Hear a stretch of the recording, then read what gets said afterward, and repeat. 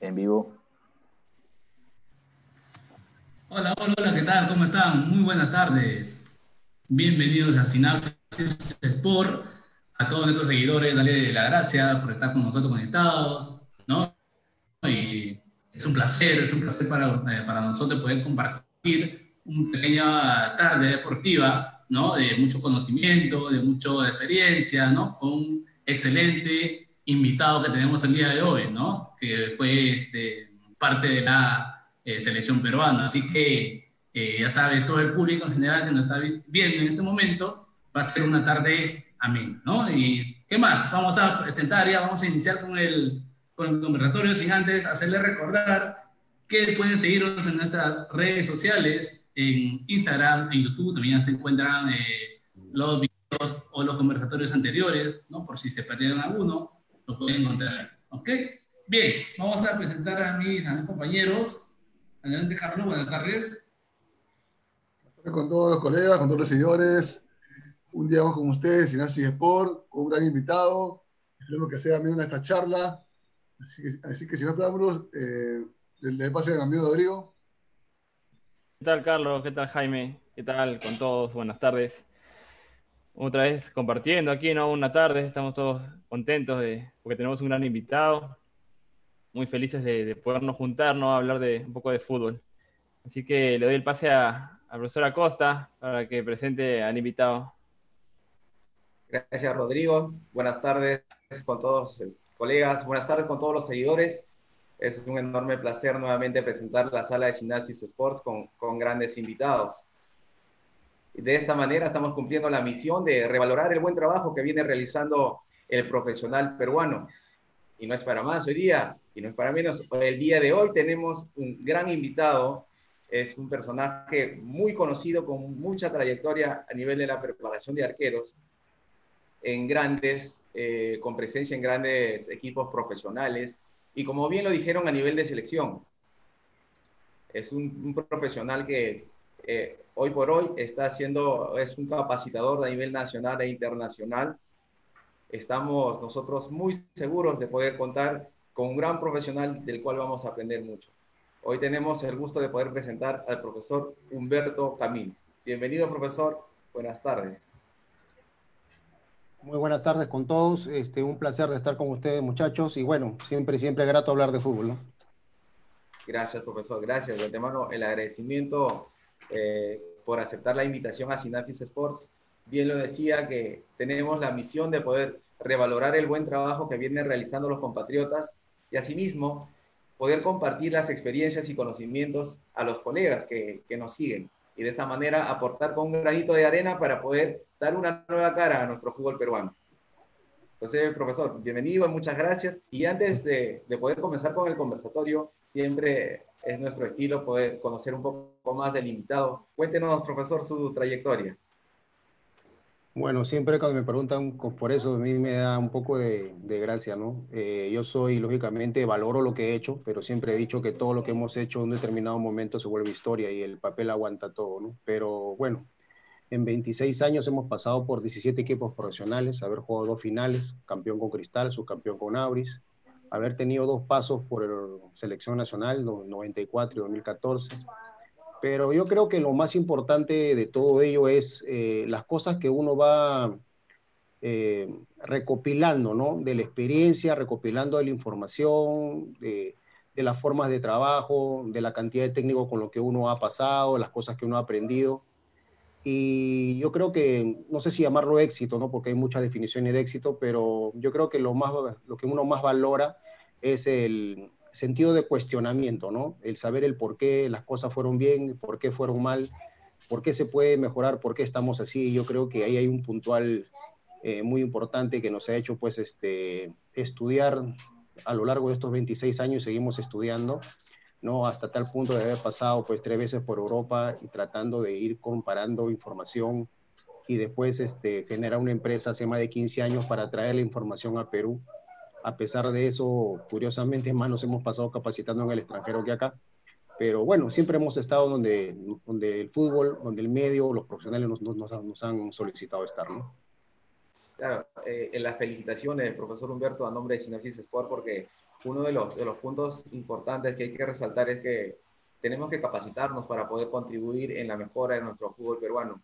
Y lo que usted ha hecho y el éxito que ha logrado es gracias a todo un trabajo detrás de todo esto, que quizás uno no está viendo, ¿no? Pero la capacitación, el hecho de estar leyendo los libros, de estar en el campo, son varias cosas. Entonces, eso es muy bueno y hay que resaltarlo, porque hoy en día usted está, de la experiencia que ha podido recopilar, también es un capacitador dentro de lo que es a nivel nacional e internacional y abarca temas muy importantes acerca de la neurociencia en la formación del deportista. Y de ahí como que nos nace una gran pregunta, que es en la formación del portero, hablando específicamente, la edad de oro, ¿no? Es que uno tiene un proceso de aprendizaje, pero tiene una edad donde asimila todo. Entonces, yo creo que nos gustaría saber en la edad que corresponde a lo que llamamos la edad de oro para el aprendizaje en general. Sí, sí, si bien tú mencionas el tema del portero, pero vamos a quedar en claros una cosa, ¿no? El fútbol, independientemente de las posiciones, los puestos y las funciones, hay momentos de los procesos del aprendizaje. Yo aprendí mucho en el extranjero, sobre todo por mi paso por Ajax, que creo que la gran mayoría, por lo menos en el mundo, estamos de acuerdo que son los mejores formadores del mundo. Y yo fui a comparar una información que yo ya había escrito 4 años antes de ir para allá, para poder corroborarla, ¿no? Y ver cómo se puede afinar, ya que es un proceso formativo adaptado, lógicamente, a la realidad de Latinoamérica, porque Europa definitivamente es un mundo totalmente diferente, ¿no? En este proceso nos dimos cuenta pues, que sí estábamos en lo cierto porque habíamos recopilado información desde la metodología, la pedagogía, la didáctica y después sobre las ciencias también aplicadas al fútbol desde la formación al alto rendimiento. Y llegamos a unas instancias que son bien claras. Primero, de que tenemos un proceso predeportivo, que son niños de 5, 6 y 7 años, la fase predeportiva, eso tiene que quedar claro. Son momentos donde el niño utiliza el fútbol como un medio, no como un fin, donde la base de la psicomotricidad o el dominio corporal es lo más importante, porque la tecnificación o el inicio de la edad de oro, la tecnificación empieza a los 8 años hasta los 13 años.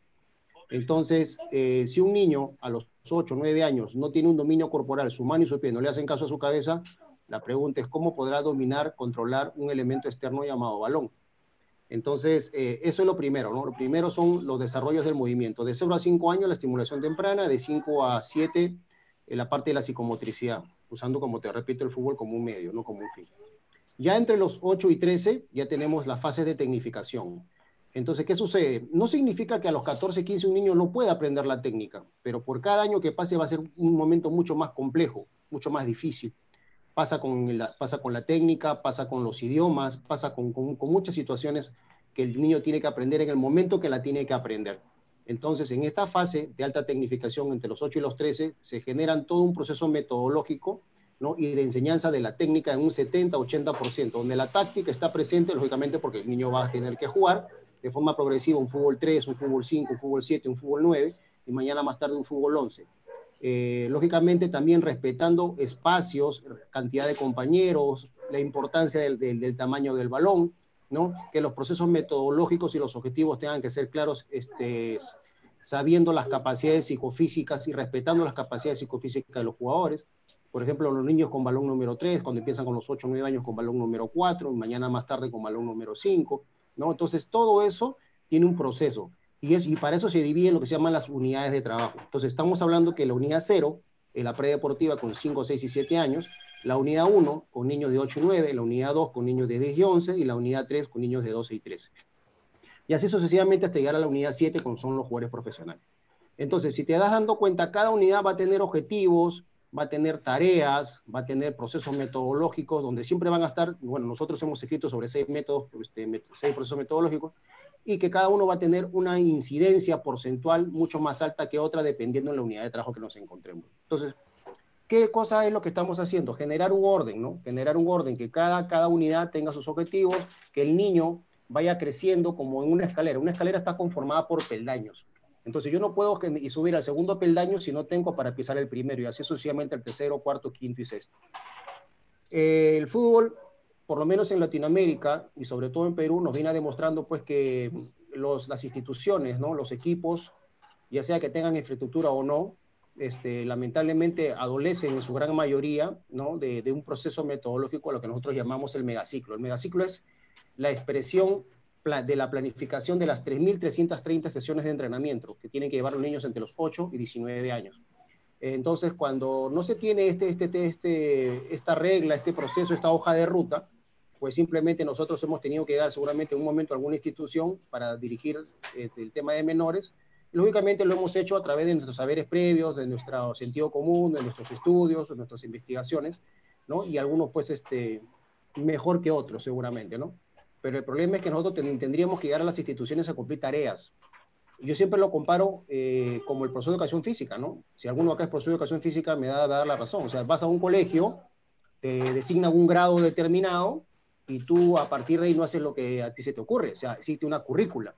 En otros países le llaman percentil, bueno, ok. Entonces hay unas tareas preestablecidas que tú tienes que hacer para esos niños de esos grados, enseñar ciertos deportes y hacer ciertos mecanismos, ciertas tareas, y el niño tendrá que superar pues esos objetivos, tanto de la acción del movimiento como el aprendizaje propio del deporte, o los deportes seguramente que les tendrá que enseñar por su educación física. Entonces mi pregunta es, ¿y por qué el fútbol no puede tener ese mismo orden? Es un orden que existe lógicamente en Europa, o sea, pero ¿por qué en Latinoamérica nos cuesta tanto, ¿no? el tener un orden, ¿no? Que, por ejemplo, mira, yo te voy a contar uno de los errores más grandes que existe en el fútbol. Tú vas a una escuela de tecnificación 8, 9, 10 años, peor todavía en unidades menores, y el primer error que se comete es ¿qué cosa es lo que se enseña técnicamente? El pase. Yo te pregunto, ¿cómo puedes pasar, vuelvo a repetir, un elemento llamado balón que no controlas, que no dominas, que no posees, que no es tuyo? Entonces, la fase de reconocimiento, que tu pie derecho o izquierdo reconozca la pelota dentro del tamaño que le corresponde, que lo domines y que lo controles, que ya es mío, yo te puedo pasar algo que yo poseo, yo controlo. Sin embargo, en mis viajes, por ejemplo, tanto con el fútbol como en capacitaciones, me he dado la posibilidad de ir al extranjero, entrar a librerías, buscar libros de técnica, y no encontré, excepto hasta que después llevé una capacitación con el proceso de sistema Coever, de que no existe un libro de técnica donde empiece justamente por la fase de reconocimiento, control y dominio. Todos empiezan por cualquier parte, la gran mayoría por el pase. Entonces, si yo te digo, ahí tienes, por ejemplo, un gran ejemplo del por qué el error en la fase de tecnificación. Entonces, empiezas a enseñar un pase cuando el chico no perfila, no controla, porque tú das el pase y el compañero no controla. Entonces, si no hay técnica, no hay táctica, y si no hay táctica, no hay juego. Entonces, ahí es donde empezamos nosotros definitivamente a jugar al fútbol, pero no a comprender el juego. Y son dos cosas totalmente diferentes. Jugar al fútbol es nosotros 5 o 6, nos ponemos tres chalecos cada uno, ponemos 4 piedras y una pelota, y lo que tenemos que saber es que simplemente la pelota tiene que entrar en una portería y no tiene que salir del rectángulo. Eso es jugar al fútbol.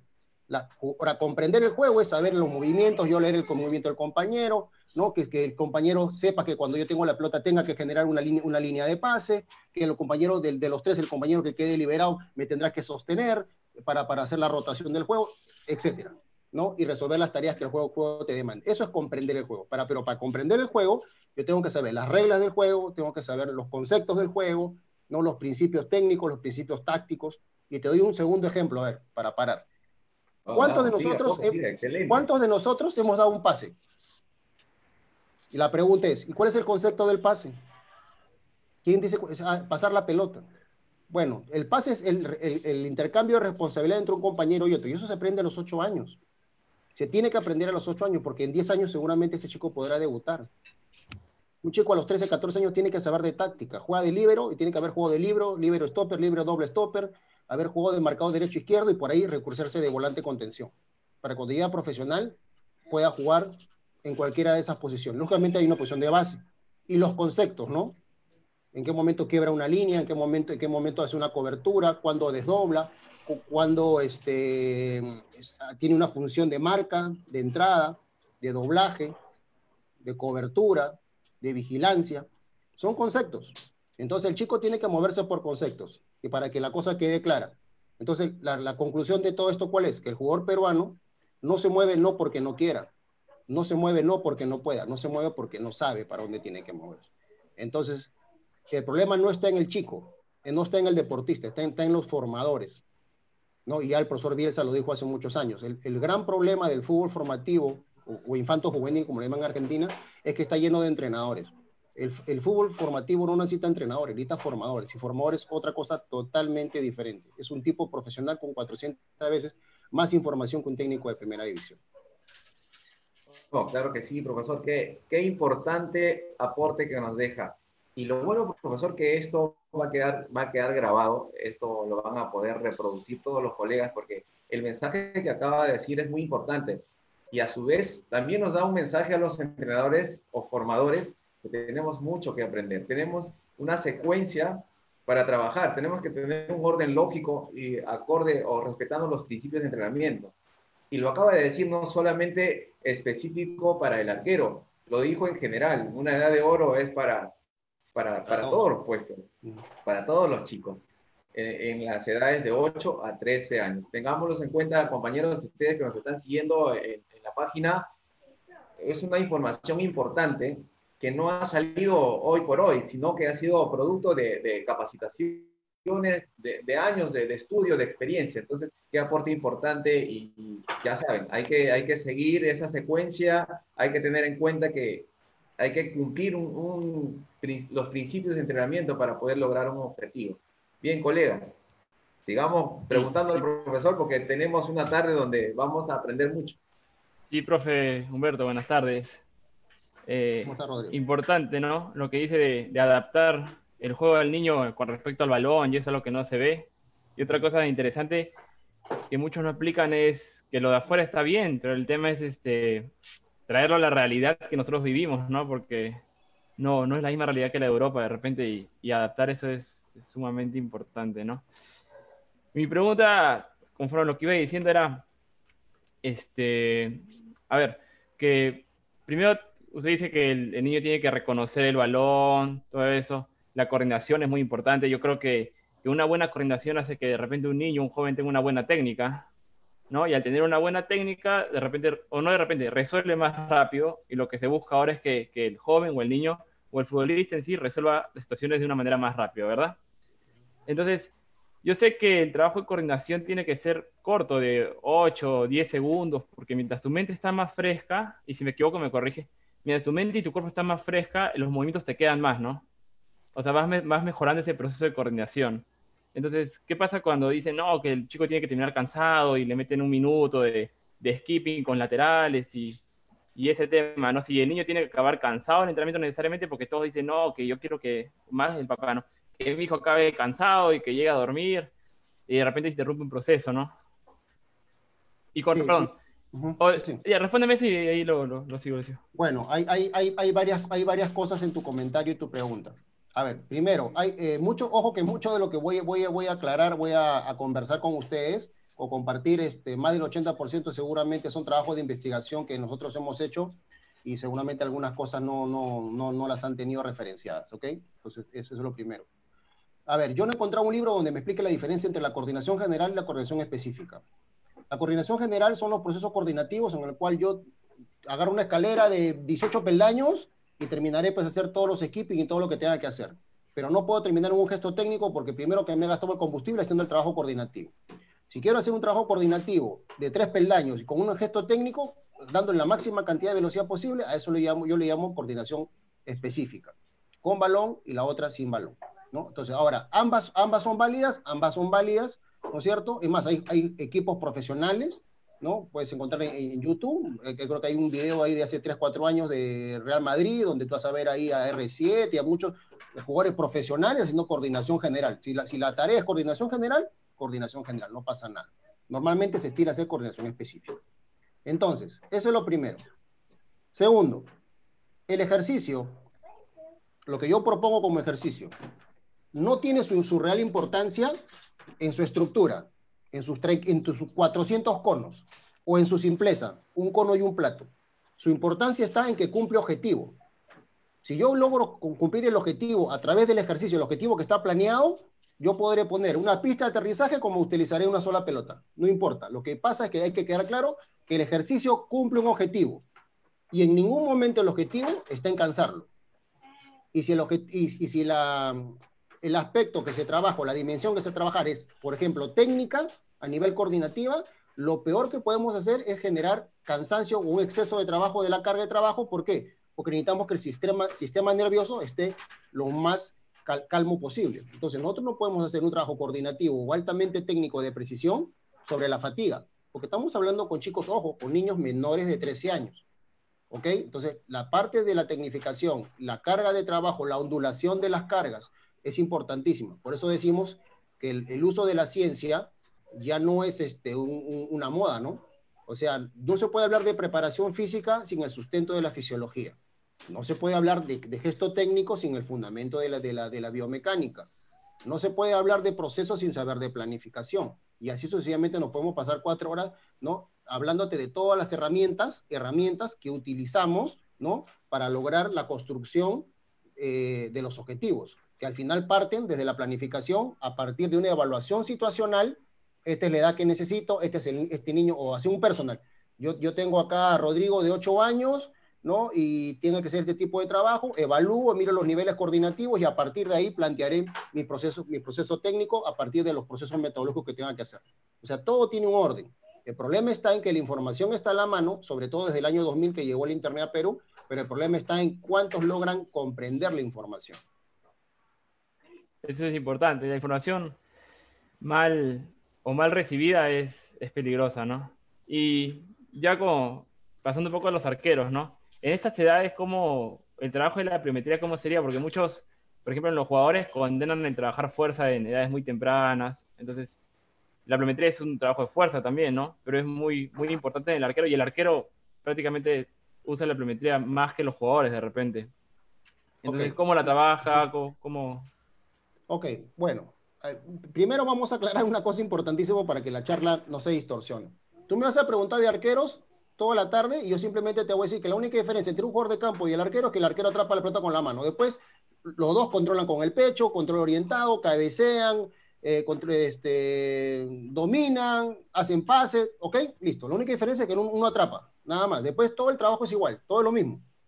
Porque desde el año 92, cuando se cambió la regla, después del Mundial de Italia 90, cuando hubieron partidos, entre comillas, medios amarrados, que les convenía a ambos equipos quedar empate, y el back central entregaba la pelota al arquero, el arquero la agarraba, se lo podía devolver, FIFA hizo una reunión y dijo, pues, el fútbol hay que acelerarlo. Entonces el año 92, 2 años después, o año y medio después, se cambió la regla de lo que es las reglas propias del arquero, y el arquero ya no podía volver a agarrar una pelota con la mano cuando el back central se le entregaba con la mano, perdón, con el pie. ¿Ok? A partir de ahí, todo el trabajo específico del arquero empezó a cambiar. No a partir de que el señor Guardiola dirige Barcelona y que utiliza el back central, no. Es ya desde el año 92. Que algunos lo sepan o no es otra historia, pero ya a partir del año 92, todo lo que corresponde al entrenamiento de arquero, todo cambió totalmente. Que un entrenador utilice a su arquero más para sostener la parte táctica que otra, esa es otra historia. Que nosotros preparamos arqueros que jueguen con la mano, jueguen con los pies, controlen, eso está claro. ¿No es cierto? Entonces, eso es lo primero. Segundo, la fuerza es la capacidad física que ha revolucionado todos los deportes en los últimos 60 años. Cuando tú naces, ya va a haber un proceso en el cual tú, con el paso de los meses, lo primero que vas a intentar es sentarte. Y el sentarte significa que tus músculos posteriores del cuello y la espalda ya pueden soportar tu cabeza. Fuerza. Después empezarás a gatear. Y en ese gateo vas a fortalecer tu zona lumbar. Y después te empezarás a agarrar de la pared y entre caerte y pararte empezarás a caminar y empezarás a soltarte y después empezarás a correr.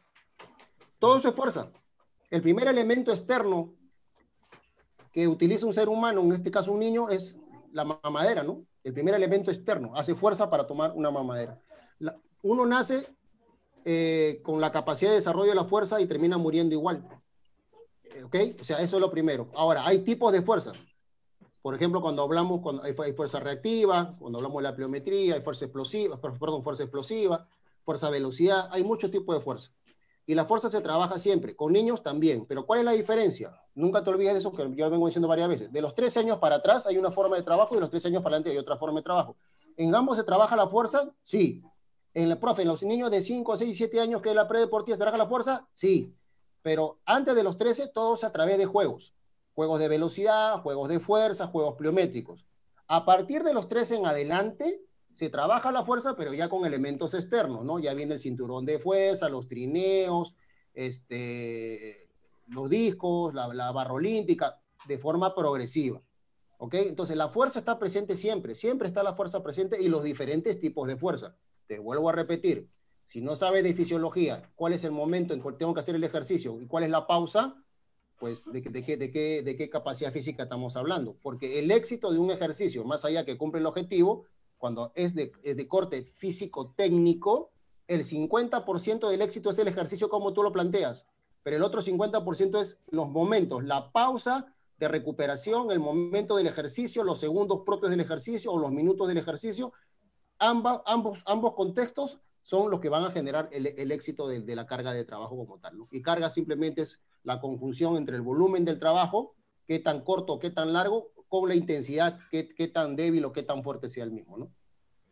Claro, porque igual, antes de darle paso a mi compañero, igual cuando el niño o el jugador corre, frena, va para un lado, igual está aplicando fuerza, ¿no? Sí, Entonces, fuerza, sí, seguro. Profe, ¿cómo no está? sé, Buenas tardes, profe. Jaimito. Ya, profe, sí, dentro de escuchando el conversatorio, ¿no? Me doy mucha razón porque hoy en día, dentro de la tecnificación, no se está trabajando muy bien en las distintas academias, ¿no? En distintos, por ejemplo, profesores, bien puede ser porque no tienen la información o porque no hay investigación del por medio, ¿no? O por sus saberes previos nada más de los profesores que son contratados en algunas academias. Y hoy en día también muchas veces los padres intervienen mucho en ello, ¿no? Intervienen mucho en ello porque ya sea en el entrenamiento de los arqueros, los papás que van a querer siempre es que su hijo vuele, ¿no? Su hijo que atrape el balón, que sea figura del partido, ¿no? Y dentro de ello, de esa planificación, ¿qué tanta importancia se debería tomar en las academias, ¿no? La parte que el arquero juegue con los pies, ¿qué tanta importancia o desde cuándo se puede estar dándole esa información? Sí, muy bien. Ahí has tocado igual tú también tres puntos, ¿no? Mira, primero, empecemos con los papás. Yo siempre digo esto, ¿no? En diferentes charlas donde me ha tocado estar, incluso en el extranjero, ¿no? Siempre digo, profe, sí, que la planificación muy bonita, que la estructura, pero el problema es el papá. Marcelo Arrofé, gran amigo mío, es el presidente de la Asociación de Psicólogos Deportivos a nivel de Sudamérica. Fue el psicólogo deportivo que trabajó con Peckerman cuando Peckerman prácticamente ganó todo en las divisiones menores a nivel de selección en Argentina, su 17, su 15, su 20. Gran psicólogo, gran amigo, un especialista impresionante sobre la psicología deportiva, y él dice, por ejemplo, que hay 12 ítems que van en contra, o 12 puntos importantes que van en contra del desarrollo formativo de un deportista de élite. Y el número 1 es el padre. Ahora, yo digo una cosa, ¿el padre tiene que intervenir en el proceso formativo? Por supuesto que tiene que intervenir, porque es el quien lo lleva, es el quien va a ver de la parte nutricional, o sea, es parte importantísima del proceso. El problema es para que tú lo traigas a tus aguas, por llamarlo de alguna manera, y sea el otro muro de contención. Acá está el equipo, el instructor, el entrenador, y aquí está la casa, los padres, la familia. O sea, para que el chico fluya como un río dentro de estos dos muros de contención, lógicamente ambos tienen que estar direccionados, ¿no es cierto?, hacia un mismo objetivo. Entonces, el padre va a seguir siendo enemigo del proceso en la medida que tú no le explicas qué cosa es lo que vas a pretender hacer con su hijo, qué es lo que le corresponde hacer dentro de una edad determinada. Por ejemplo, el ejemplo que tú dices, ¿no? También puede ser con los arqueros. Niños de 6, 7, 8, 5, 6, 7 años. Están dando volteretas, están corriendo, agarran la pelota, la ponen en un bote, regresan corriendo. Y tú quieres que tu hijo juegue fútbol 7, que juegue un campeonato, que sea el capitán y que sea el goleador. Y tú estás buscando psicomotricidad. Entonces, cuando el padre no está informado de qué cosa es lo que se pretende hacer en ese módulo en específico, el padre seguirá siendo el enemigo del proceso. Entonces, ¿quién tiene la culpa? La tenemos nosotros, o por lo menos los dueños de cada institución o cada academia, que no determina cuál es la hoja de ruta, sientan los papás y le explican, los profesores van a hacer esto y esto y esto. ¡Pum! Se acabó. Eso es lo primero, ¿no? Y lo segundo, lógicamente, va apareado con eso, ¿no? Cuando te decía de que en el tema formativo, ¿no? Excepto el tema de que es el momento de que tú te deslices y atrapes la pelota con la mano, el proceso formativo de un arquero es igual que el de un jugador de campo. Es lo mismo, desde el calentamiento, control, ojo, y mano derecha, mano izquierda, pierna derecha, pierna izquierda. Porque para que sepas, el perfil, que significa, o sea, yo soy derecho, o soy zurdo, eso recién se consolida a los 11 años. Recién se consolida. Entonces, ¿qué significa? Que justamente estamos hablando 2 años previos a cerrar el ciclo del momento de oro de la tecnificación. Entonces, ¿qué pasa? Si todavía eso no está cerrado, entonces 8, 9, 10, tienes 4 años, pega con derecha, pega con izquierda, borde interno, borde externo, o sea, es el mejor momento, como te digo. O sea, yo te puedo dar razones desde lo físico, de lo psicomotriz, desde lo fisiológico, desde lo psicológico, el por qué antes de los 13 años es importantísimo que nosotros aprovechemos esa ventana de espacio, ¿no?, de absorción de información, que es el mejor momento, porque después, vuelvo a repetir, no es que no se pueda, pero cada vez va a ser mucho más difícil, mucho más difícil. Además, me ha tocado a mí, por mi paso por el fútbol profesional, tener que, y eso ya no se llama enseñar, se llama reeducar movimiento. Jugadores que no podían controlar un balón, jugadores que para centrar una pelota tenían que perfilar, no, si tiene que centrar la pelota sin tener que girar, ¿no es cierto? Entonces, 45 minutos, dos veces por semana, en la tardecita. Bueno, lo que pasa es que de 17 equipos, más de 14 he estado yo en provincia. Imagínate, trabajas 2 horas en la mañana y el resto del día, entre comillas, no tienes nada que hacer. Nosotros leíamos mucho, practicábamos bien algunas cosas y entrenábamos seguramente con algunos jugadores profesionales que te solicitaban, ojo, te solicitaban el poder aprender algún gesto técnico, porque cuando ya eres grande, eres mayor, la predisposición que tiene el atleta, el deportista, es fundamental. Tú no le puedes obligar a que mejore. Eso tiene que partir por él. Ahora, tú sugieres, conversas. Llegas hasta ahí. Después ya partes, ¿por qué? Porque acuérdate que motivación viene de motivo. Yo tengo que tener un motivo, yo tengo que tener una predisposición, yo tengo que tener un objetivo como deportista, y nosotros del otro lado somos solamente las herramientas que le ayudamos a ellos a mejorar. Pero ¿cuál es la diferencia de haberlo aprendido a los 20 años que a los 8 o 9 años? Que cuando él lo deje de practicar, se le va a diluir. Mientras que el niño, bien aprendido o mal aprendido, lo va a tener siempre. Yo siempre doy este ejemplo, ¿no? ¿Cuántos de nosotros, por esto de la tecnología, la modernidad y qué sé yo, se nos ha pasado, no sé, pues, 30 días entre el teclado y el celular y no hemos utilizado un bolígrafo? No puede haber pasado. ¿Y significa que porque 30 días no escribiste, te olvidaste de escribir? No, porque lo aprendiste en su momento. Si aprendiste a manejar la bicicleta a los 8, 9, 10 años y después de 30 años te subes una bicicleta, te costará 2 minutos adaptarte otra vez, pero después vas a hacerlo. Pero a ver, móntate a los 40 cuando nunca lo montaste, esa es otra historia. Te va a costar, ¿te das cuenta? Entonces, todo lo que nosotros estamos hablando, no lo he escrito yo, lo he escrito gente hace muchos años atrás. Lo que nosotros sí no podemos un poco darnos un poco la parte es de haber utilizado toda esta información y ordenarla. Porque los libros de metodología y de pedagogía, sobre todo tú que eres profesor de educación física, lo sabes, ¿no? Regla metodológica, enseñar de lo más simple a lo más complejo. Que el método sea dinámico, que sea coherente, ¿no es cierto? Que sean el objetivo, que sean alcanzables. O sea, eso no lo he escrito yo, eso está escrito hace muchísimos años, ¿no? Entonces, lo que nosotros hemos logrado es traer toda esa información, más lo que nosotros hemos estudiado de fútbol, con todas las falencias, ojo, porque yo me titulé hace 26 años, con todas las falencias de información que después me di cuenta, he tenido y hemos tenido muchos, porque tenemos temas también académicos bastante desfasados, pero el tema está, y te lo juro que lo dije en la presentación, ¿cuánto de nosotros cuestionamos? Oye, ¿por qué esto? ¿Y por qué esto no es así? ¿Y por qué allá sale del otro lado del charco, sale y aquí no sale? ¿Por qué? Porque simplemente nació en Alemania. En Alemania no tienen 2 cabezas, ¿no? Tampoco 3 pies. Entonces, o sea, cuando uno empieza a darle vuelta, y como yo digo, para mí la bendición, por lo menos en mi vida, desde el año 2000 que llegó el Internet, o sea, tenía el mundo a mis manos, ¿no es cierto? La computadora, ahora la tienes en tu celular, ni siquiera tienes que sentarte en la computadora para saber si te estoy mintiendo. Entonces, la información, yo vuelvo a repetir, la información está ahí. El tema es cuántos están logrando comprender la información para después transferirla en campo. Porque no es que yo tenga niño de 10 años y quiera jugar a la posesión de la pelota como Guardiola en Barcelona y voy a pasar un video de Messi, de Suárez, de Neymar. O sea, es totalmente fuera de foco, ¿no? Sí, claro, con lo que usted mencionaba en el primer punto sobre los padres, ¿no? Que ambos, tanto el técnico como los padres, tienen que llevar de la mano, ¿no? Como en la etapa de formación a los chicos.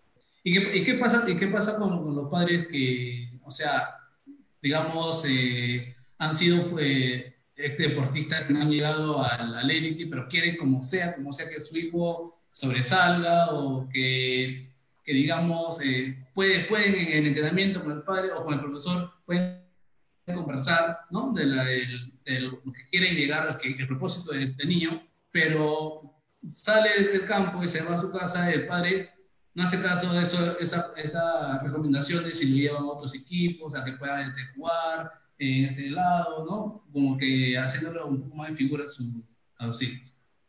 Sí, por eso te decía, yo creo que es clave que empecemos a determinar cuáles son los objetivos. Por eso yo digo en este caso el director o el dueño de la institución o quien sea el jefe de unidad técnica es el primero que tiene que acercarse con cada padre de cada categoría y plantear cuál es el norte, ¿no? O sea, cuál es el norte para este año, cuáles son los objetivos.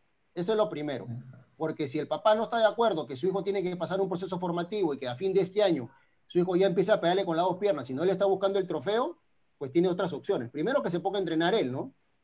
Y que busque su equipo de padres para ganar el trofeo. O segundo, simplemente que lleve a su niño a otra institución y tú te liberas del problema. Le hace un daño al niño porque lo separa de sus amigos.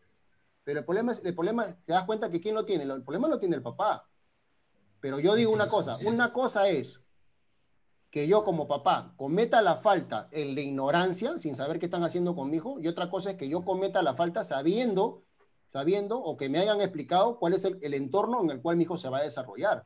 Entonces yo tomaré la decisión, pero por eso yo vuelvo a insistir, para mí la información es clave, pero estamos hablando que para que esa información se dé, estamos hablando de una institución ordenada, que tiene un plan, que tiene un norte, que tiene un nicho de negocio, ¿no? ¿Qué significa nicho de negocio? Nosotros nos vamos a dedicar a la alta tecnificación, vamos a ir por acá, ya. Bueno, la pregunta es cuántos lo hacen, cuántos la tienen, o cuántos tienen el norte, cuántos tienen el megaciclo, el plan. Bueno, ya esos son respuestas para que la respondan ellos. Exacto, no todas las academias lo tienen eso, ¿no? No todos hacen eso. Y por eso hoy en día vemos algunos deportistas que se han perdido en el camino, ¿no? O sea, por muchos padres que hacen caso omiso de la recomendación que pueda dar el entrenador o el encargado del, ¿no? Y lo que usted menciona, ¿no? De la práctica es importante también, ¿no? Para que pueda, digamos, estar en pleno, o para que no se olvide esto, como dice la frase, la práctica. Si tú estás en constante práctica, pues vas a resolver con mayor facilidad distintos gestos o distintos movimientos que tú vas a regresar dentro del campo de juego. ¿No lo ves? Sí, sí, es por eso que se dice que ahora tenemos que tener un sistema de trabajo, un proceso metodológico madre, en el cual se llama proceso metodológico sistémico, ¿no? ¿Por qué sistémico? Porque ya no tienes el tiempo para hacer la técnica por acá, la parte física por otro lado, la táctica por otro lado. La idea es que todo esté englobado, ¿no? En la medida de lo posible. Nosotros escribimos hace más de 6 años atrás algo que se llama Sistema Fútbol Inteligente. Y son 64 temarios, solamente te voy a comentar un par. Por ejemplo, en la estructura de sesión, todos sabemos que la sesión está dividida en 3 partes, ¿no? La parte inicial, la parte principal y la parte final de la sesión. Bueno, para nosotros la parte inicial, que es el calentamiento o activación fisiológica, para nosotros es el mejor momento de activación mental. ¿Por qué? Y esto simplemente se lo he hecho a los niños en el campo y sobre todo a los técnicos cuando me ha tocado dictar a técnicos. ¿No? Hay 20, 30 técnicos, agarro 5 técnicos, le doy mi cronómetro, ya muchachos, vayan a correr 15 minutos y regresen. Y con los que quedan, agarro 8, 4 contra 4, un cuadrado de 20 por 20 y durante 15 minutos hago 3, 4 juegos. A los 15 minutos juntamos a los profes que hicieron el juego y a los profes que corrieron. Pregunta. ¿Ambos grupos cumplieron con las 4 fases básicas fisiológicas del calentamiento? ¿Que cuáles son? Elevación de la temperatura corporal, lubricación articular, aumento del rango respiratorio, aumento sanguíneo de los paquetes principales. ¿Ambos grupos lo hicieron? Sí. Pero ¿cuál de los 2 grupos entró o terminó esos 15 minutos más motivado y con una actitud mental diferente? ¿El que jugó o los que corrieron? Los que jugaron. Entonces, cuando yo le explico esto a los técnicos, le digo, ya van a dejar de hacer correr a los niños, ¿no? ¿Para qué lo hacen correr? Porque si tú multiplicas 15 minutos por 3 veces por semana, por 54 semanas, y 54 semanas por lo menos entre 8 y 9, 11 y 12, por 5 años, entonces mira cuántas horas ha perdido en su vida dando vueltas cuando yo pude haber hecho 3, 4 juegos. Y le estoy dando una predisposición desde el calentamiento totalmente diferente para lo que viene en la parte principal. en la parte principal que sea lo más contextualizado posible. Pero si tengo que hacer un método analítico de perfil y posición, lo voy a tener que hacer. Pero la idea es que siempre esté en la pelota. Por eso cuando me ha tocado trabajar y mirar a un costado y ver la saltadera de conos y las cosas, bueno, ¿qué hacemos, no? Es lamentable. No me toca meterme porque no es mi categoría. Pero sí lo lamento por los niños, ¿no? Porque al final de cuentas no me vas a decir a mí que yo tengo 500 juegos en mi cabeza, sé planificar, sé esta información que te acabo de dar, pero no la uso porque no quiero. Es imposible. O sea, el que no la usa es porque no la sabe, porque no tiene claro cómo se trabaja con niños, ¿no es cierto? Entonces, incluso te digo una cosa, lo que te estoy comentando con niños ahorita ya se hace con profesionales en Europa. O sea, ¿para qué lo mandas a correr? O sea, no tiene sentido. Si yo quiero un tema de activación mental, porque ¿qué cosa es lo que queremos? Queremos toma de decisiones, lectura de juego, ¿no? O sea, ¿y dónde empieza eso? ¿En los pies? No, empieza en la cabeza. Entonces empieza a entrenar la cabeza, ¿no? Exacto, así es, ¿no? Como usted mencionó, ¿no? El entrenador tiene que transferir todo lo que ha aprendido, ¿no? Y lógicamente también hacerlo en el campo, ¿no? Ya para que pueda llegar la información muy bien a los estudiantes, a los jugadores en este caso, ¿no? Ya sea de distintos niveles, ¿no? Nivel formativo o niveles profesionales, ¿no? Y qué importante, profesor, lo que quiero resaltar en dos términos importantes acerca de la presencia de los padres en la formación y la toma de decisiones. Y una de las cosas negativas, digamos, es que los mismos padres no contribuyen a la toma de decisiones cuando quieren que su niño sea delantero y no de repente defensa, o que no sea el arquero. Y eso es un motivo para que salte quizá la edad de oro, porque los papás, no, yo quiero que sea un Messi, quiero que sea un Cristiano Ronaldo, pero el niño en su mochila tiene los guantes. Y siempre lleva los guantes para que en los 10 minutos, ya, profesor, usted, y cuando ya está en el campo, el papá no puede decir nada. Entonces, ¿qué es lo que está haciendo? Está cortando la toma de decisiones. Y eso es muy importante, que el niño, entonces, porque ¿qué va a pasar si toda la vida está mecanizado con respecto a lo que le tenga que decir el profesor o lo que le tenga que decir el papá? Porque muchas veces hay niños que hacen una acción y están volteando a ver a su papá para ver si le aprueba o le desaprueba esa jugada. Y eso ya es como un mecanismo repetitivo que al final pues estás jugando con un robot. Entonces, dado eso, ¿cómo es que podemos trabajar para desarrollar en el chico que de repente ha saltado su edad de oro para trabajar la toma de decisiones? Un día le preguntan a Guardiola en una charla, en una entrevista, tu equipo tiene posesión, rota bien la pelota. Y él le dice, sí, pues porque mi equipo tiene muy buena toma de decisiones. Y le vuelven a preguntar, la repregunta, ¿y cómo se mejora la toma de decisiones? Pues trabajando la toma de decisiones. Por eso te decía, el trabajo contextualizado, ¿no? O sea, que el chico tiene que desarrollar cosas a lo largo del entrenamiento para que lo transfiera el día del partido. Ahora, mi pregunta es, si yo sé lo que tengo que trabajar, porque yo en la práctica, de lunes a viernes, soy el 90% de la práctica, el jugador es el 10%. Yo determino la planificación, lo que se tiene que hacer, cómo se tiene que hacer, manejo las cargas, doy el proceso metodológico, determino los objetivos. El jugador desarrolla. Pero el día del partido, yo tengo que ser el 10, porque soy quien hace la alineación y ellos son el 90, quien tienen que desarrollar el juego. A ver, ¿en qué momento yo, independientemente de la edad, 7, 8, 9 años, 40 años, en qué momento el deportista puede ser evaluable o se puede ser evaluado? El día de la competencia. Porque no existe ningún ejercicio, por más similar que lo hagas a la competencia, no existe. ¿Por qué? Porque tú no tienes al rival exacto con el que vas a jugar. Tú no tienes al papá, a la mamá, 20 personas, 30.000 personas, 50.000 personas, 200.000 personas. O sea, hay muchas situaciones, sobre todo psicológicas, que no se pueden incluir en un ejercicio porque no son las condiciones tal cual la vas a encontrar el día del partido. Entonces, mi pregunta es esta. Si yo estoy trabajando lo que tengo que trabajar, ¿qué tendría que hacer el día del partido? Alinear, dar las indicaciones previas y que jueguen. Y evaluar lo que ellos hacen para yo a través de eso saber cuánto me están comprendiendo de lo que yo estoy enseñando y cuánto ellos están comprendiendo el juego. Pero no, separan los profes, sacan el control remoto y toca, dale, regresa. Es más, y a mí me da hasta vergüenza ajena Cuando he visto niños de 8, 9, 10 años, saca el arquero o sale un rechazo, por ejemplo, del área contraria, viene la pelota arriba, el back central se está parando y antes que venga la pelota ya le están gritando, rechaza, bota. ¿Y qué tal si la pelota le viene para que la controle? O sea, y entre lo que él quiere y el papá gritó y el técnico, la duda, mete mal la cabeza, choca la nuca, autogol. ¿Te das cuenta? Entonces, ¿de qué toma de decisiones estamos hablando cuando no le das la oportunidad de que él haga su toma de decisiones al día del partido? Ahora, si hay un jugador que se fue y no regresa, qué sé yo, ¿no? Oye, pásenle la voz que regrese, una indicación. Pero sacar el control remoto, estamos claros que todos vemos el control remoto a lo largo del partido. Entonces, mi pregunta es, ¿de qué toma de decisiones estamos hablando? Y después tú quieres que después de 10, 11, 13, 14 años en ese sistema erróneo, llegue el chico a profesional, porque, ojo, hay muchas formas de llegar a perseverancia, capacidad física, una técnica más o menos, lo que sea, pero llegas. Pero quieres que tú arriba haga toma de decisiones. Y resulta que tiene 15 años trabajando con el control remoto y llega arriba y se lo quitas. No tiene lógica. Entonces, empecemos a hacer cosas diferentes para que nos vaya diferente. Simplemente es eso, ¿no? Entonces, ahora, eso tiene explicaciones desde lo fisiológico.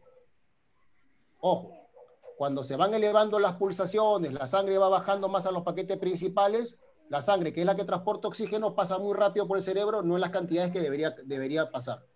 Y el cerebro se consume el 20% de la energía y el 40% del oxígeno en estado basal, de pausa. Y ahora le estás dando menos oxígeno. Por ende, la audición se reduce y la visión se reduce. Por eso es que jugamos con uniformes de colores, porque vemos muy poco. Entonces, si estás fisiológicamente estás en ese ámbito, ¿qué le haces gritando a 20, 30 metros? No te escucha. Un jugador profesional no te escucha. Gírate, levanta la mano. Me ha tocado estar en la banca con jugadores, o sea, que el técnico se paraba, le gritaba a la una, le gritaba a la segunda levantaba la mano y el tercero el jugador lo mandó a la porra. O que tú quieras que acabe el primer tiempo, estás perdiendo 1-0 y el peor error que puede hacer un técnico es, se meten todos al camerino y tú en vez de esperar 5 o 7 minutos afuera, que se tomen un aire, que se puteen allá adentro, no, entra de frente, ¡ay! Y la gente le responde, le falta respeto también. Entonces, hay que tener mucho tema de psicología deportiva, mucho tema de fisiología, de cuáles son las reacciones, en qué momento las pulsaciones tienen que bajar, cómo hacer, cómo levantar la voz o no levantar la voz, las técnicas de oratoria. Hay un montón de cosas, muchachos, que están metidos dentro de este negocio. Son muchísimas cosas y cuando se trabaja con niños es mucho peor. Por eso yo digo que con niños hay que tener mano de cirujano y mano de artesano, porque lo bien o mal que enseñemos es lo bien o mal que va a pasar más adelante. Entonces, resumiendo, la toma de decisiones, ¿qué es? Miro, analizo y ejecuto. Miro, analizo y ejecuto. Entonces, lo que va a venir en su cerebro va a ser dos cosas. Primero, el cerebro está preparado para sobrevivir y asociar. ¿Qué es asociar? Va a rápidamente asociar algún movimiento que hizo en la práctica y a partir de ahí ejecutará. Entonces, si él está concentrado, esperemos esté concentrado, y su cerebro está analizando eso, ¿qué le haces gritando de afuera? No tiene caso, pero por eso vuelvo a decir, cuando no hay la información de parte del técnico, entonces pasa este tipo de cosas. Claro, depende mucho de la información que se le dé, de repente, y qué importancia le da usted al calentamiento, y eso es algo que hay que destacarlo, porque a veces ha pasado en partidos, profesor, por ejemplo, contarle ahí a nivel de Copa Perú, que en el camerino pones las fotografías de la familia y todo eso, y los chicos como que aumentan el ánimo y salen con todo. Pero ojo, también cuando se le dice lo mismo de repente a algún niño, y por ahí ha pasado circunstancias donde ya vas a hacerlo por tu mamá, ya estás en el primer tiempo y resulta que su mamá estaba mal en la casa. Y ya no quiso entrar, se puso a llorar. Entonces, hay temas mucho de vital importancia de cómo hay que dirigirse a un niño con relación a un adulto, ¿no? Entonces, el tema de la psicología deportiva es muy importante y la forma que tú le digas o el mensaje que tú le digas es el que el niño lo recepciona al 100% y eso es válido para él. Disculpa que te corte. Eso me hace darles una primicia. Nosotros venimos con un grupo de amigos psicólogas del extranjero. Estamos preparando, ya casi terminando, un documento en el cual yo estoy sustentando algo. A nosotros a nivel académico nos han enseñado que el fútbol tiene 4 dimensiones: lo físico, lo técnico, lo táctico y lo psicológico. Yo pregunto, ¿cuántos técnicos en divisiones menores han tenido la suerte que tuve yo, por ejemplo, y un año nada más, de estar en la banca con mi asistente, mi psicólogo, mi asistente social? O sea, eso no pasa, pues. No pasa, ¿ya? No pasa. Eso no es normal. En algunos clubes, 2, 3, y eso no pasa. La pregunta, ¿cuántos que trabajan en academias, escuelas, tienen esa opción? No la tienen. Quizás nunca la tengan. Entonces, eso es lo primero. Segundo, la psicología no está disociada de la técnica, la perseverancia, la concentración. La psicología no está disociada de la táctica, los procesos cognitivos del aprendizaje, ¿no? La coordinación, la comunicación. La psicología no está disociada de la física, de la parte física, la perseverancia, ¿no? el ser constante. Entonces, ¿qué cosa es lo que nosotros estamos proponiendo? Que no tienen que haber 4 dimensiones, sino tienen que haber 3 dimensiones. La técnica psicológica, la táctica psicológica y la física psicológica. Por ende, ¿qué cosa te dice eso? Que yo como formador tengo que leer, saber y aprender y llevar toda la cantidad de cursos posibles de psicología deportiva, sí. Y sobre todo intercomunicación con menores, sí. Porque no ves que yo no voy a tener un psicólogo, no lo voy a tener. Y cuando una vez un alumno me preguntó, profe, y si usted va a una institución y la institución consigue una partida importante y trae un psicólogo deportivo, ¿qué es lo primero que el psicólogo deportivo tendría que hacer? Lo primero que tiene que hacer es tratar a los técnicos. Lo primero porque si no, es como lo que hablamos de la contención entre el club y los padres, ¿no? O sea, el técnico hace una cosa y el psicólogo hace otra. Se disocia la información. O sea, al primero que tiene que tratar el psicólogo deportivo es al técnico. Formas de comunicación, el trato, los mensajes corporales, no solamente la parte verbal, ¿no? Porque hay mensajes que uno da. Ejemplo, el que falte un día o 2, no juega esta semana. Y la figurita faltó 3 días. Y fue titular el día del partido. No estoy mandando un mensaje. El niño de 8 o 9 años te mira, no te dice nada, pero estoy mandando un mensaje. O sea que aquí el que puede hacer lo que da la gana. Pero ese niño después va a tener 10, después va a tener 12, después va a tener 20 años. Y durante su proceso formativo comenzó a mirar esas cosas. Entonces, ¿de qué formación estamos hablando?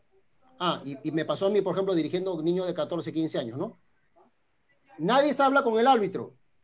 Porque para que ustedes sepan, en los procesos formativos, también cuando miras a los árbitros también son chicos que están en proceso de formación y que mañana más tarde algunos vengan a la primera también. Si en primera tuyo me ha tocado renegar, imagínate con los chicos de federativo. Porque todos nos equivocamos, no pasa nada.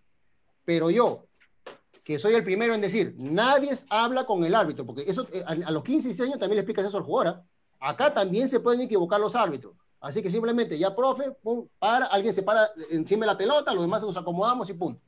Y el día del partido, pues, el árbitro se equivoca y yo me paro y comienzo a levantar la mano todo. ¿De qué estamos hablando? O sea, yo digo una cosa, que ellos no lo hagan y yo lo hago. Y después me meto y le meto un puñete al árbitro. Entonces, ser coherente me parece que es una de las misiones más importantes que tiene que tener un formador. Que lo que hable no sea ley, o sea, y que tenga una coherencia entre lo que hable y lo que haga, ¿no? Acá todo el mundo llega temprano, el tipo llega tarde. Hay que llegar limpio, el tipo llega sucio, no se afeita, despeinado, oliendo a cigarro. Entonces hay que tener mucho cuidado. O sea, ser formador nos lleva a los famosos, que yo le llamo los famosos ítems que no están en tu contrato. El haber pasado un determinado momento por la casa de cada uno, saber si tu jugador es el primero, el segundo o el tercero en su casa, vive con la mamá o vive con el papá, o si el papá vive en casa o no, qué trato tiene con la familia, con su entorno más cercano, qué tipo de religión tienen. Todas esas cosas que no están en el contrato, pues tienes que saberla como formador y es parte de tu proceso formativo. No quieres hacer eso, no te interesa planificar, no te interesa hacer esa cosa, simplemente no entrenas con niños, así de fácil. Claro, qué importante es el mensaje que nos deja, profesor, porque antes que todo tenemos que saber que más que estar entrenando a un futbolista, estamos dirigiendo a las personas, ¿no? Estamos guiando personas y por ende hay que conocerlo en todos los aspectos de su vida, porque, y otro de los temas importantes también que hay que tenerlo en cuenta, colegas, es las dimensiones, que acabo de resumirlo en 3 y en cada uno acaba de darle un poco de un adicional de la psicología, tanto en la técnica, en la táctica, ¿no? Entonces, en la parte física. Y eso creo que suma mucho en cuanto a la lectura del juego, porque cuando uno va a tomar una decisión, para que tú tomes la correcta decisión o ejecutes esa decisión, hagas un buen pase o te desmarques, ya hubo trabajo en tu mente, ¿verdad? Ya hubo un trabajo previo, porque tu mente te dijo, ¿sabe qué? El espacio libre ya está muy bien, ahí me voy. Ahora, recibes el balón, un buen control, una buena técnica. Para hacer repetitivamente ese trabajo, has tenido que tener un buen físico. En todo momento está en la cabeza, está trabajando en la cabeza. Entonces, yo creo que la lectura del juego es muy, muy importante, ¿no? Muy importante porque tu mente es lo que te está dirigiendo eso, te está anteponiendo a una jugada posible, ¿no? En función de poder ganar el partido, en poder hacer jugar para tu equipo. Mira, ¿cuántas veces nosotros hemos escuchado esa frase, se juega como se entrena como se juega? ¿La has escuchado o no? Sí, sí, Muchas sí. veces. Bueno, nosotros como empresa tenemos una un poquito más completa o lapidaria, como tú quieras llamarla. Se juega como se entrena como se aprende como se enseña. ¿Qué significa esto? De que ya nosotros hace muchísimos años ya dejamos de poner la pelota en la cancha del jugador. Ah, no, él no aprende porque no, es malo, no, porque es descoordinado, no porque no sabe, no porque no atiende, no. La pelota ya dejó de estar en el campo del jugador. La pelota hace rato que ya tendría que estar realmente, hacer un examen de conciencia y estar en el campo del formador. Que el formador ya se deje de tontería y empiece a asumir su real responsabilidad, ¿no? De qué cosa es lo que tiene que hacer, porque el niño malo no existe, existe el deportista mal estimulado, y quien determina el estímulo, quien determina el objetivo, quien determina la hoja de ruta es el formador, o el deformador, ya que hay una línea muy delgada entre formar y deformar. Los dos cobran, ¿ya? Pero hay una línea muy delgada, entonces hay que tener mucho cuidado con eso. Claro, claro. ¿No? Excelente. Buen mensaje y nos queda clarísimo. Carlos, ¿tienes alguna pregunta? Sí, buenas tardes, profesor Camino. Un gusto escucharlo a usted, profesor Camino. Se ve que sabe mucho de fútbol. Viendo ya a la parte de los juveniles, sabemos que la parte física está encargada, ¿no? El preparador físico, pero sabemos que en los arqueros están aislados a veces de los grupos, ¿no? De los grupos que juegan en el equipo. Y mi pregunta era más o menos, ¿cómo usted hace la parte física con los arqueros? O sea, ¿cómo usted es un método de hacer el trabajo físico con arqueros ya más experimentados, ¿no? Ya juveniles y que están en primera, pues también. Bueno, cuando me ha tocado trabajar con los arqueros, solamente ha sido un fútbol profesional. Con menores me ha tocado dirigir, pero bueno, es igual. Sí. Aquí pasamos, acá hay un momento clave. Por ejemplo, la gente que ha llevado conmigo capacitación sobre el tema del entrenamiento de arqueros o para ser entrenador de arqueros, me dicen, profe, ¿y ahora qué viene?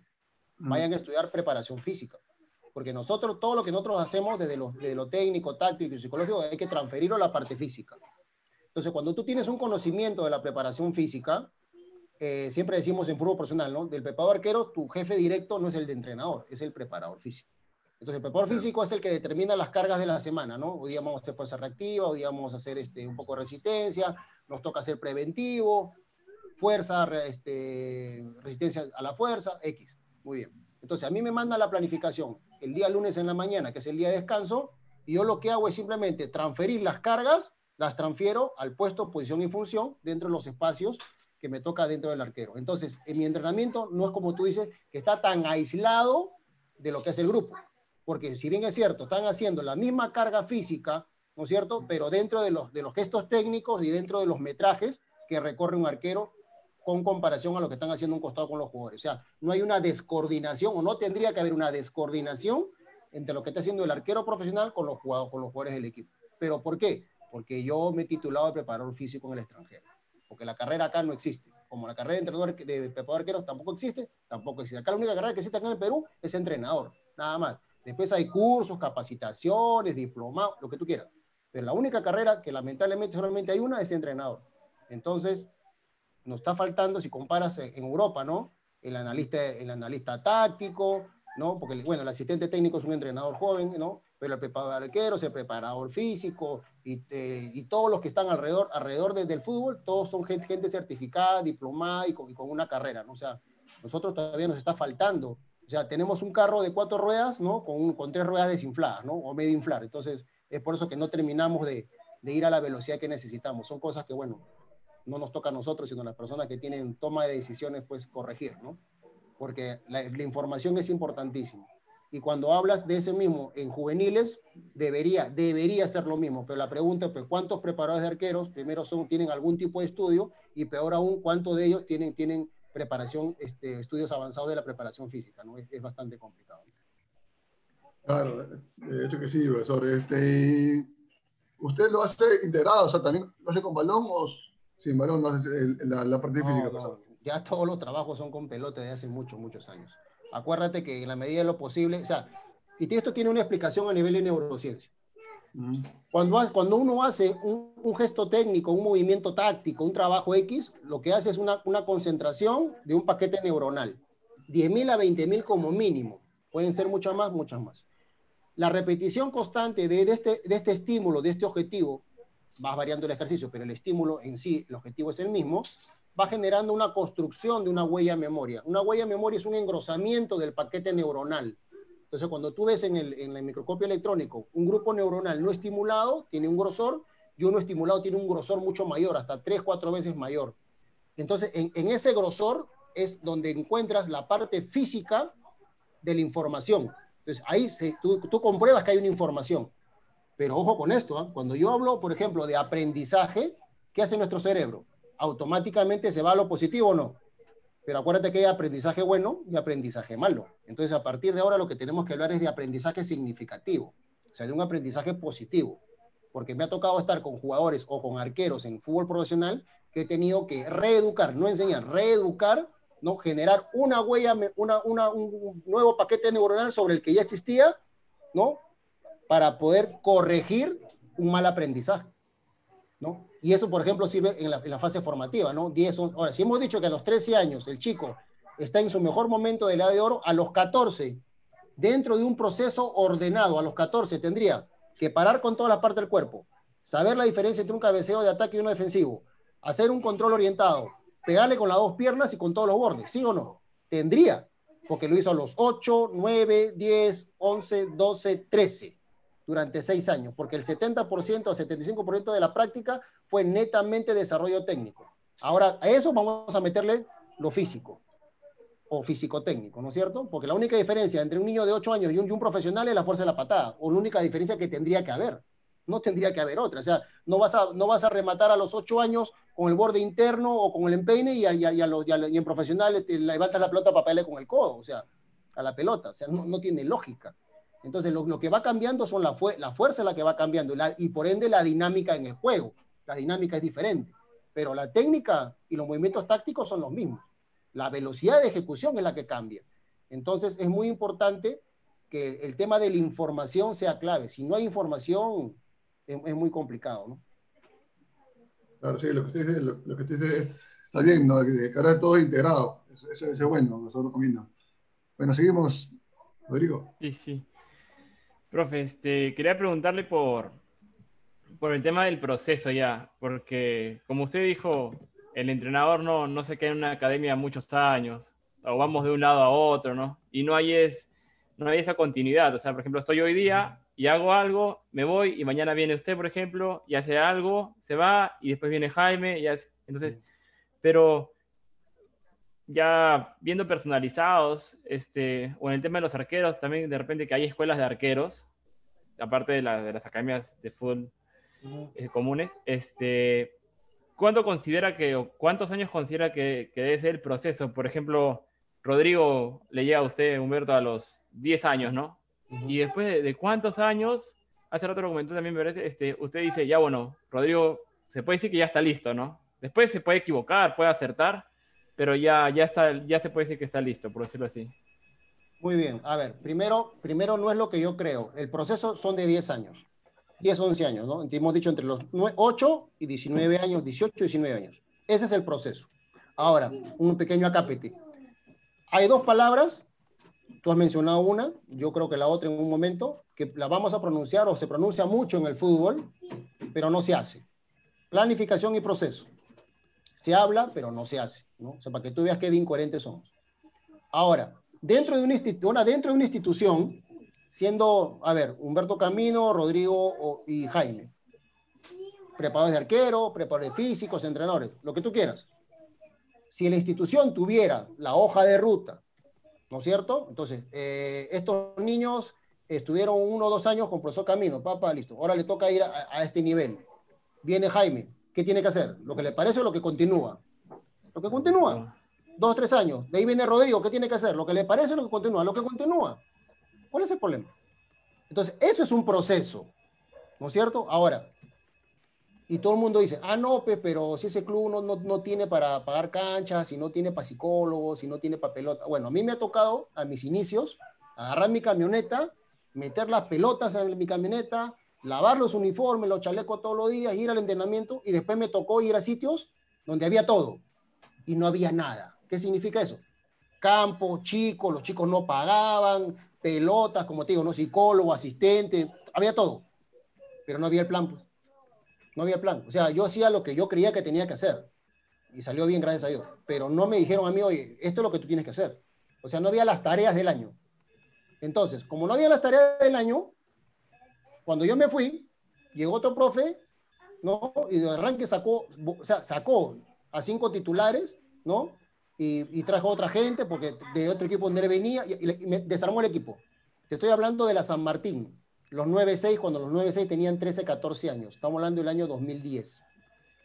Había 4 equipos disputando el título.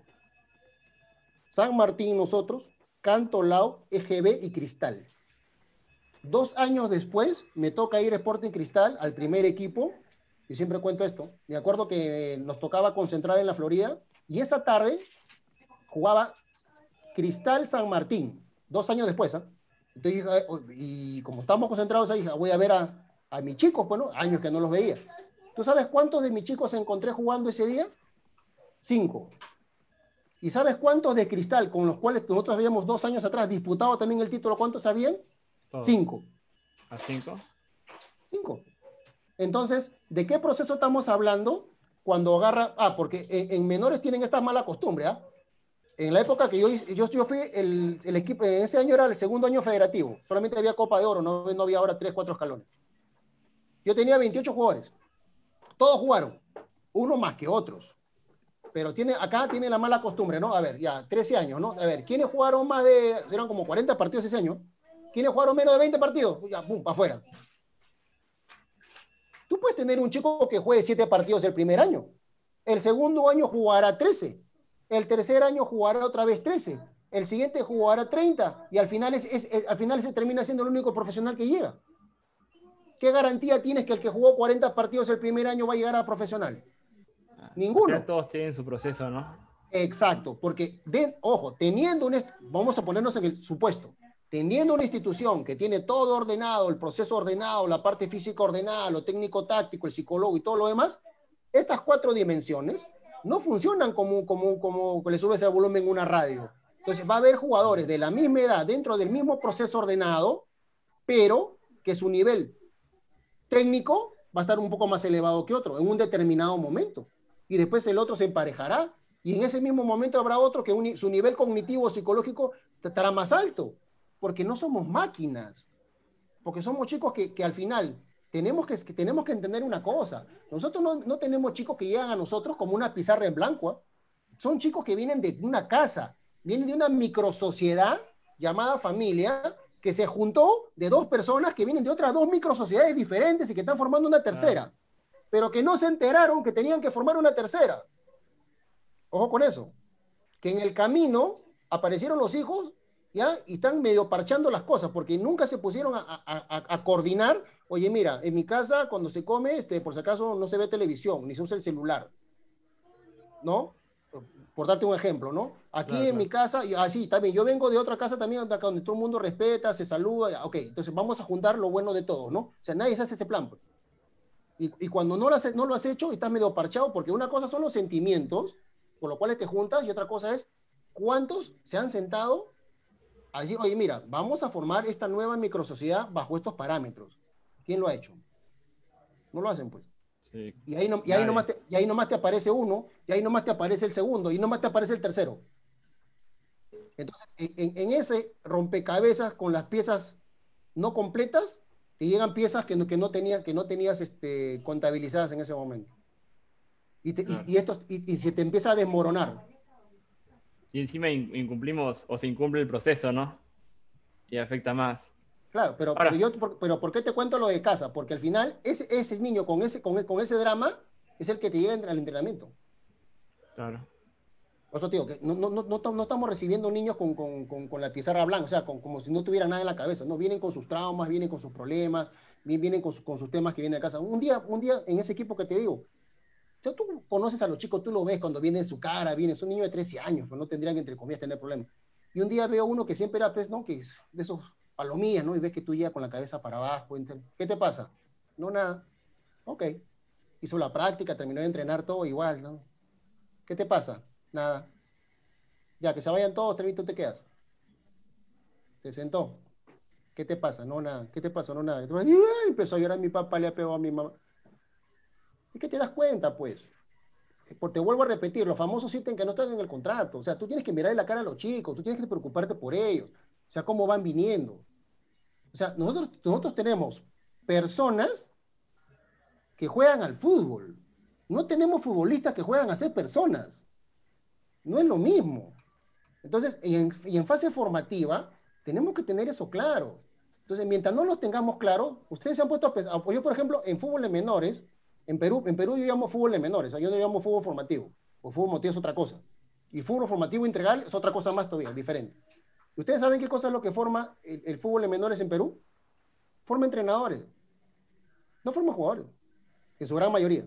Forma entrenadores. ¿Por qué? Porque yo estoy acá, después estoy allá, y en 5 o 6 años estoy en la Copa Perú y por eso llegué a segunda. Y todo lo que agarré en mis años como entrenador, ninguno llegó a primera. O sea, forma de entrenadores.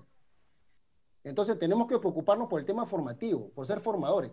No deja mal de que yo empiece como formador y que yo mañana más tarde tenga aspiraciones de llegar al fútbol profesional. No pasa nada, eso está bien, eso es normal. Pero yo tengo que saber cuál es mi traje del formador y cuál es mi traje del entrenador. Son dos cosas totalmente diferentes. Y el que lo tiene claro, después cuando va arriba, no le va mal. No le Al va final mal. son etapas, ¿no? Que todos tenemos que cumplir y hay que hacerlas de la mejor manera posible, ¿no? De nada, pienso yo, de nada te sirve empezar a hacer malas cosas, solo pensando en querer llegar. Mejor hay que enfocarnos en hacer bien las cosas en donde estamos ahorita, ¿no?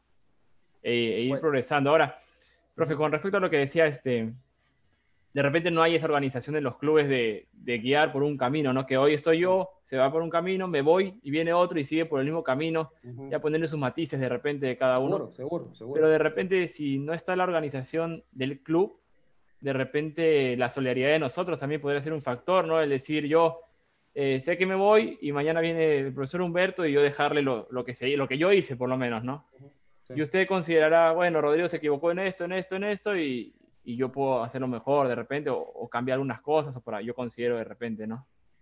Lo que pasa es que todas las planificaciones son muy particulares, porque, a ver, más allá de empezar a calificar si estuvo bien o estuvo mal lo pasado, uno cuando llega a un equipo, independientemente de la edad y la función que tú tengas, tienes que hacerte responsable del activo y del pasivo. No te queda otra. O sea, de lo que se hizo y de lo que viene. Porque lo que viene va a partir de lo que tú evalúes, ¿no es cierto? Ya hemos dicho, la planificación, punto número uno, evaluación situacional. ¿Qué es lo que tengo? ¿Qué es lo que pretendo? Y a partir de esto, cómo vamos a manejar nuestra hoja de ruta. Entonces, pierdes tiempo hablando de qué cosas hizo mal. Simplemente visoras rápidamente lo que tienes. Yo soy de los que dice que a los problemas hay que buscarle soluciones, no más problemas, ¿no? Y Claro. la palabra problema incluso no la uso, ¿no? Yo lo hago reto. O sea, hay un reto nuevo. Un reto nuevo, porque el problema no, o sea, hay cosas que borró de mi cabeza. Otra cosa que borré de mi cabeza, por ejemplo, del diccionario hace 26 años es se supone. Ustedes saben qué significa se supone. Se supone es tener una visión irreal de la realidad. Por eso, cuando tú me ves a mí hablando, hablamos de fútbol, vas a escuchar mucho, no, pero profe, pero se supone cualquier cosa. Y en el fútbol no Claro. se supone nada, se planifica todo. Pero no puedes planificar sin evaluar. Entonces, primero evalúas, miras, construyes, ¿no?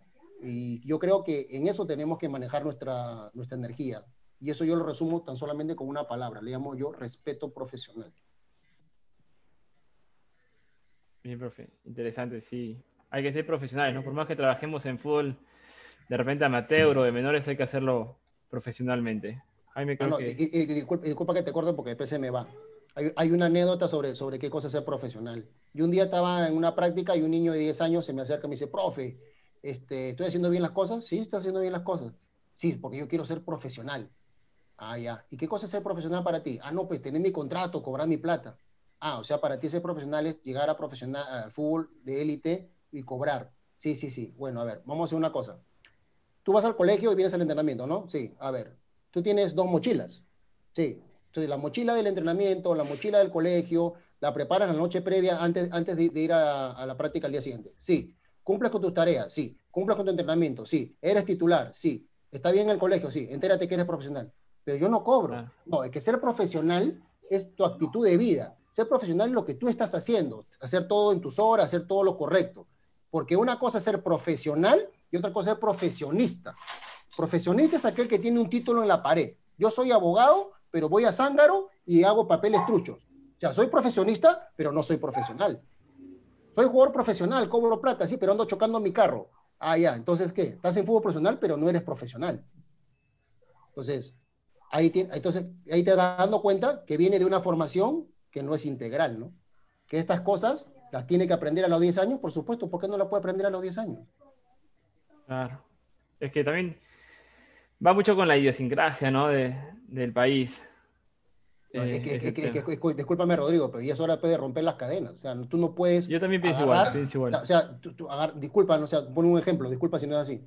O sea, si agarró, Rodrigo tenía 8 o 9 años, se portaba mal y lo agarran a palos. Ahora Rodrigo es papá y lo primero que hace es agarrar un palo. Pero tú inconscientemente sabes que esa no es la forma. Tienes que Ah, romper la cadena, hermano. Tienes que romper la cadena. Si no, tú sí, sabes pienso igual. dentro de ti que no te sentías bien cuando pasaba eso, que esa no era la forma, entonces yo no lo voy a hacer. Mi papá no me abrazaba, me decía te quiero, ahora yo sí lo hago. Ah, Hay que romper las cadenas. Entonces, ya hay que empezar a salir de ese síndrome sociocultural que lo tenemos con el tobillo como un grillete que no nos deja correr. Pues. Y hay que salir de eso. Ya. sí, pero hay mucha verdad en lo que dice. Dale, Jaime. Y claro, profe, totalmente de acuerdo con usted, que ser uno de los primeros en romper esa cadena, como usted menciona, ¿no? Para poder cambiar la idiosincrasia aquí de nuestro país, ¿no? Lo que nosotros queremos es cambiar, ¿no? Y, profe, aprovechando, para mandarle un poco de saludos de parte de Héctor Siwin, eh, un colega nuestro, y también Sí. resalta su profesionalismo de usted. Y también quiere hacer una pregunta, ¿no? Dice, Sí. la edad de oro para la técnica del fútbol es desde los 8 hasta los 12 años, obteniendo uno de los pilares del fútbol. Previo a esto, si no hay una buena inteligencia kinestética, ¿se podrá lograr óptimamente la técnica? A ver, para empezar, tú sabes que no existe un concepto universal de inteligencia. O sea, es tan amplio que hasta ahorita los científicos no han definido realmente un concepto universal de inteligencia. Si nosotros lo transferimos al fútbol, sería el encontrar o asociar, encontrar las respuestas más rápidamente en nuestro cerebro y que esta respuesta, lógicamente, sea eficaz, óptima, ¿no? Y rápida, ¿no?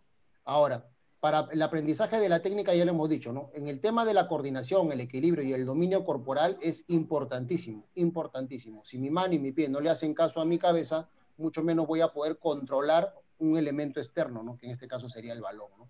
Es muy complicado. Entonces, los procesos del aprendizaje, los procesos cognitivos, ¿no?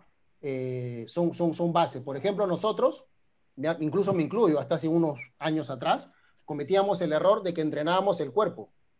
Cuando las dimensiones del aprendizaje vienen a partir de lo cognitivo, que es el por qué tengo que hacer la cosa, o sea, qué me sirve, para qué me sirve el ejercicio, qué cosa pretendo. La segunda dimensión es la parte emocional, el motivo, ¿no? El que yo quiera aprender, que el ambiente sea apropiado para el aprendizaje, la parte emocional. Y el tercero, y es la parte psicomotriz, que es la ejecución propia del movimiento. ¿Qué significa esto? De que el cuerpo, bien o mal, expresa lo aprendido. Pero cuando no tenemos esa información, por ejemplo, ¿qué hacemos? Entrenamos el cuerpo. Ahora, ¿se puede aprender a través de esa dimensión? Sí, pero sigue siendo incompleta. Estás a un tercio del aprendizaje.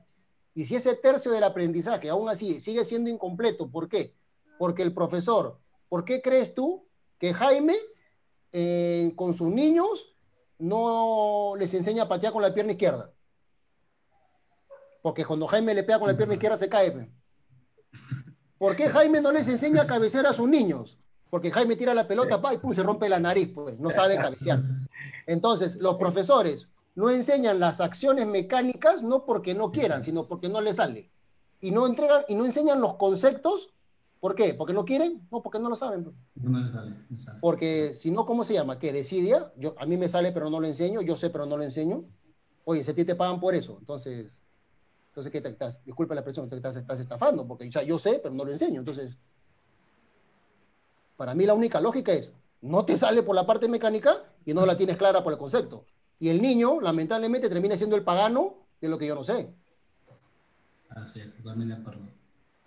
Así es, uno tiene que saber enseñar, ¿no? Saber ejecutar los movimientos para poder darle las pautas a los chicos porque puedan aprenderlo poco a poco, ¿no?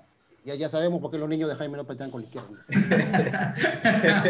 Se ve que lo conoce bien, profe, lo ha visto jugar, No, es una broma, Jaime.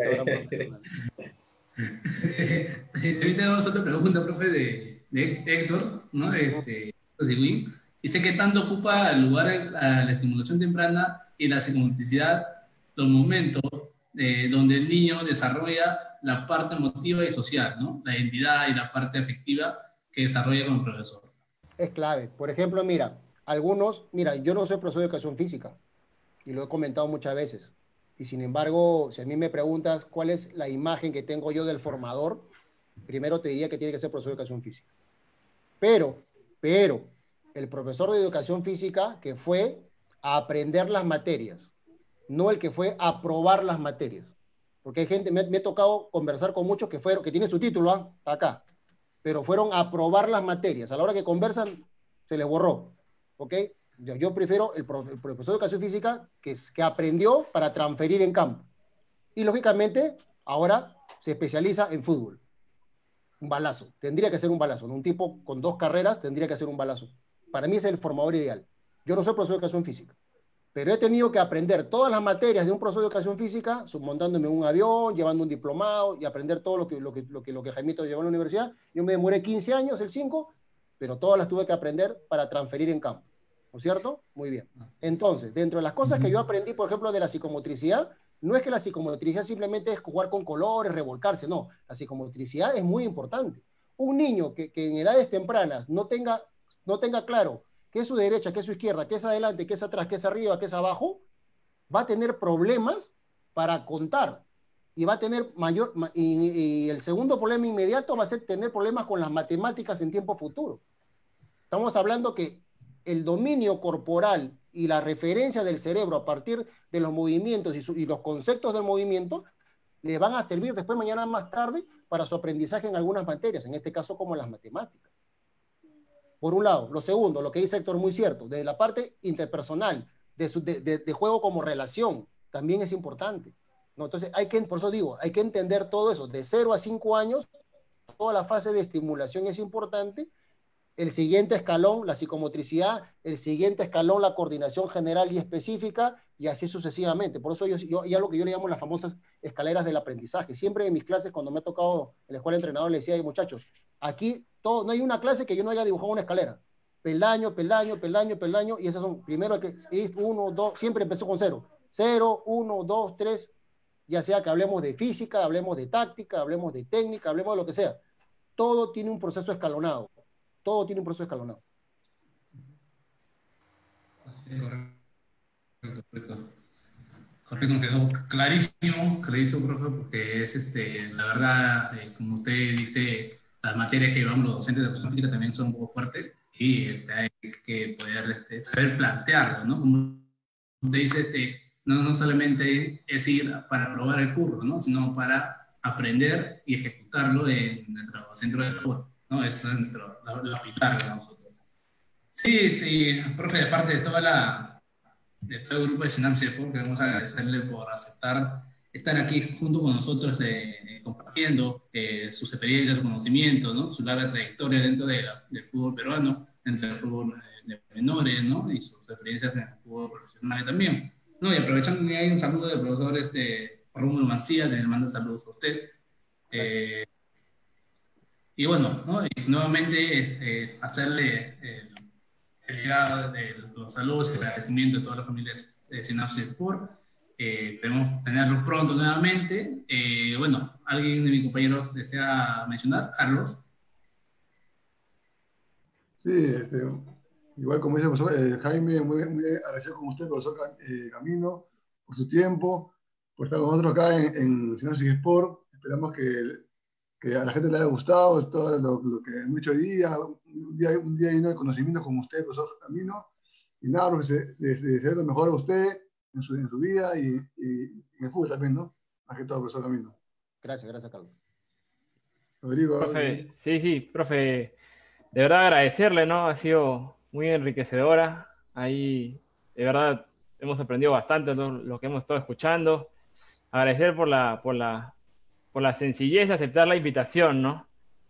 Y comentarle que toda la semana que ya sabíamos que iba a venir, Jaime, su hincha, estuvo hablando de sí, sí, el profe a mí me fastidia, el profe a mí me fastidia, y nosotros no le creíamos y ya nos quedó claro que sí, que sí.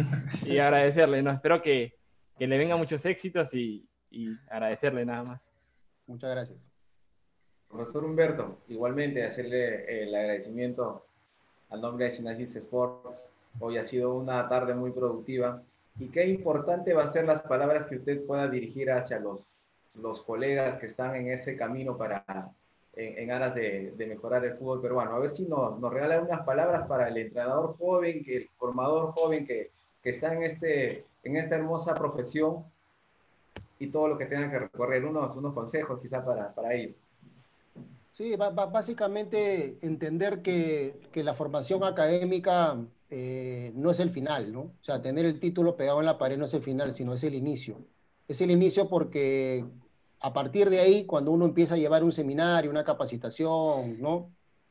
Tenemos ventaja, lógicamente, con aquellos que no tienen la carrera terminada, ¿no? O sea, tenemos un poder de análisis, no comentario, sino análisis, porque comentar, uno puede comentar de cualquier cosa, pero analizar es tener las herramientas para poder llegar a conclusiones importantes.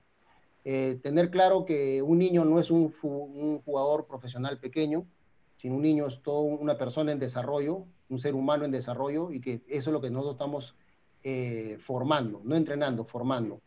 Tener mucho cuidado, ¿no?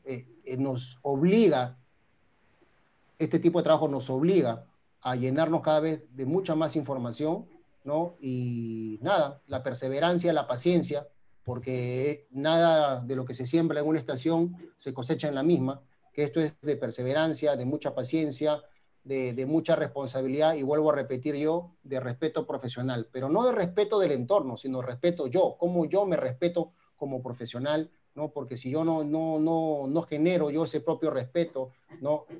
Hacia mí, hacia mis dirigidos, yo no puedo pretender que el entorno me respete, ¿no? Entonces, yo creo que esa es la parte mucho más importante. Y bueno, y como le decíamos a Rodrigo, ¿no? Y es hora de romper ciertas taras, de romper ciertas cadenas, ¿no? De salirnos de esa mediocridad y nada, seguir hacia adelante y hacer cosas diferentes para buscar resultados diferentes. Excelente, profesor Humberto. Muchas gracias por su referencia, muchas gracias por las palabras que de hecho la estamos tomando de muy buena forma para poder crecer. Jaimito, para poder despedir Sí, sí, profe. el gran conversatorio. Así es, sin antes también mencionarle a nuestros seguidores, ¿no? Que nos pueden seguir en nuestras redes sociales, tanto en Instagram, YouTube, ¿no? Y también si desean poder apreciar nuevamente este conversatorio, pueden visualizarlo a través de YouTube, ¿no? De todas nuestras plataformas. Y bueno, profe Humberto, solamente darle las gracias nuevamente, ¿no? Por haber compartido este conversatorio que ha sido de gran ayuda, gran apoyo para nuestros seguidores, en este caso los que están iniciando esta hermosa carrera, ¿no? Y que tienen que continuar y dándole duro, ¿no? Para poder romper esa cadena de lo que nosotros queremos salir de esa mediocridad, ¿no? Como usted menciona, ¿no?